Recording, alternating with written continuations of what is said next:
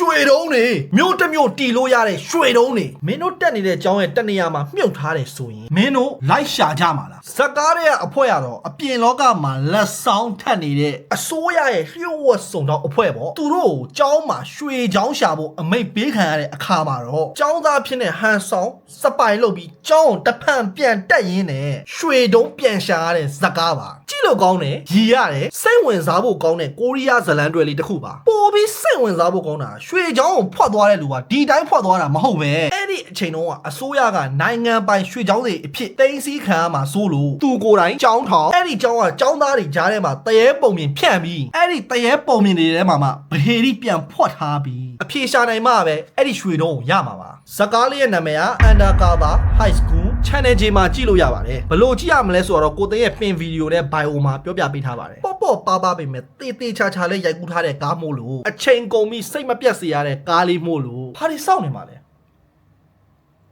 တွားကြည့်လိုက်တော့လေ